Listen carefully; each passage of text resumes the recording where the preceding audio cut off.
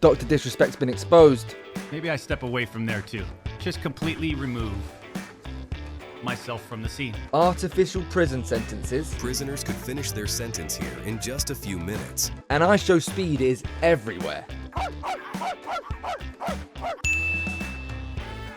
Starting off today talking about the absolutely massive news within the streaming and content creation world, and it's about Dr. Disrespect. If you're within this world or you engage with any sort of stuff within it, you'll know exactly what's going on right now. And if you don't know what I'm on about and you don't know who Dr. Disrespect is, well, I'm here to let you know what I found this week. Well, he's one of the biggest streamers he was on Twitch a few years ago, but then he got banned. Out of nowhere, no one knew why, and now he's massive on YouTube, streaming on YouTube and all that jazz. But we finally found out why he was banned all those years ago in 2020. An ex-employee at Twitch had come out and tweeted this. Apparently he got caught sexting a minor in the Twitch whispers. So this tweet came out and things started to spiral. People started to discuss it more because obviously we were unaware of why he ever got banned. One of the biggest Twitch streamers got banned and with no reasoning. Normally people have a reasoning to why they've been removed from the platform, but it never got told, and this came out. From that moment, things started to fall down like a domino. From that, you saw lots of discourse happen on the matter. Dr. Disrespect even did a stream and things just didn't seem right apparently to the viewers that were watching. Even a moment where you can see in hindsight, because what I'm about to tell you has happened, he gets a message from his gaming company that he founded, basically dropping him from the company because of having this around him.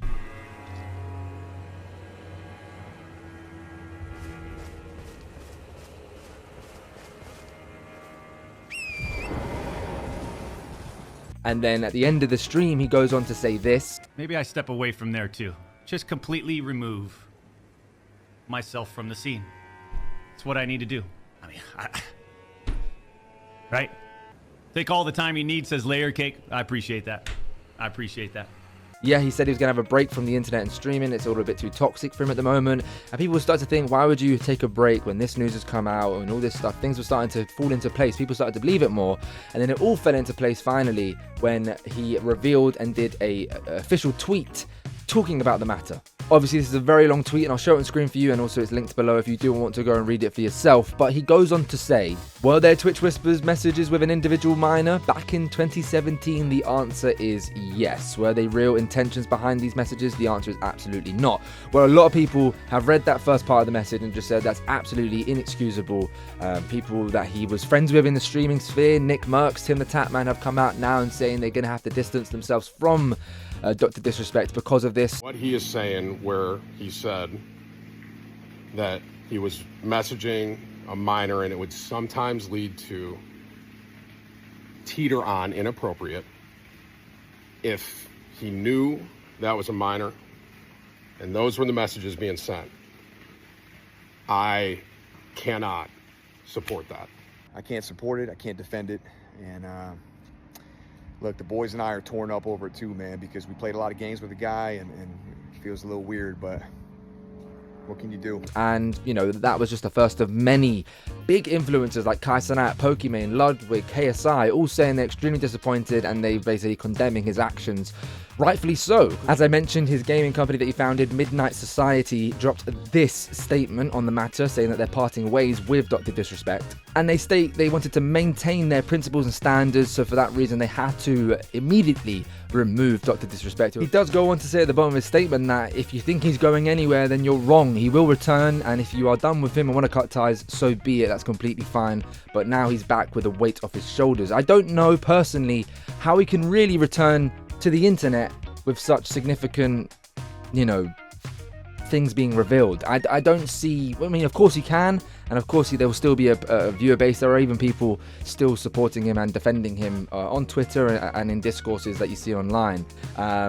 And of course if he comes back he will have a viewer base, but that's going to be, his whole stream is going to be tainted with people in the chat mentioning it, discussing it, calling him out. People are making jokes and loads of stuff, and for that reason I don't know how personally he will come back to streaming successfully, especially again with the likes of Tim the Tatman, Nick Merckx, who we did a lot of collaborations with on different games. They don't want to be associated with him. Let me know in the comments down below if you think Dr. Disrespect can come back from this and, have a fruitful career still within this internet sphere. For me personally, I think that's too significant, it's too much, and I don't know how you can really come back from that. Moving over to something else I found this week, I scrolled on TikTok and I came across Dylan Page. If you don't know who Dylan Page is, links in the bio, check him out, he's a great content creator. He was talking about new artificial prison sentences. It's called Cognify. It is crazy. It's like a Black Mirror episode if you watch the show. It's absolutely mental. It is treating criminals as if they're patients, okay? You are locked into a little machine and you're shown and revealed different memories as if they are your own, artificial memories, potentially of the crime that you committed, however, from the victim's perspective, really targeting empathy and you know, your emotion and trying to get you to relive the scenario as if you were on the other foot. I think it's a really, really, really cool thing, but it's kind of scary, isn't it? There's a link in the bio for a long in-depth video about Cognify, but I'm going to let you know what I've just gathered from it and let you know my thoughts on it. You could opt to do this instead of doing a 10-year stint in a cell.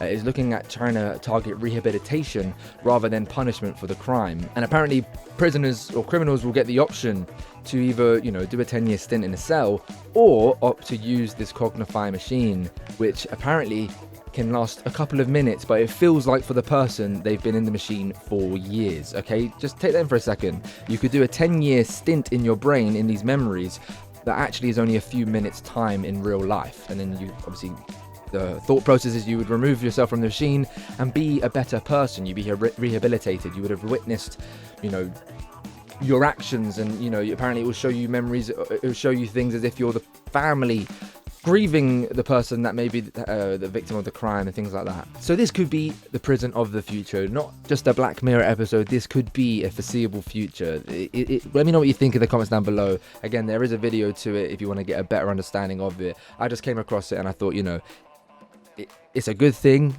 potentially, but the idea of looking into this machine, putting it on, a few minutes pass, that's 10 years for the patient, could something go wrong and they're trapped in it forever. Now that is a Black Mirror episode, just stuck in your mind forever or something like that. But yeah, let me know what you think. Leave a comment down below.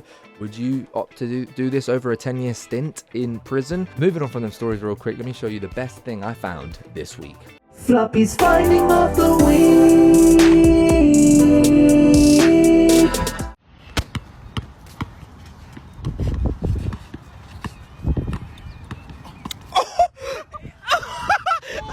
Floppy's finding of the week. And the final story for today, ishowspeed is everywhere. Well, he was in my YouTube video last week for Floppy's findings, but no, he's everywhere. He was in Germany the week before, he was in Italy, he's in Amsterdam. He's constantly catching flights, not feelings, and just getting stupid amount of stream content, whether it's him jumping over a bridge in Venice or barking at a cat in Amsterdam. He's just constantly doing something. I even saw the other day he was on in a taxi and people in Amsterdam mobbed him, opened up the back of his taxi in the boot. Just so much stuff kicking off. His stream's always got something, and I do respect it. But even before that, he was, you know, when it was the FA Cup final, he was in England, then he was in Korea, then he was in Madrid, and then he was back in England again for the Champions League final. He literally, the amount of air miles he has must be absolutely crazy, but you know, content first in his mind, and he keeps on getting it, keeps on going around the world. You know, his in real life streams are very, very popular.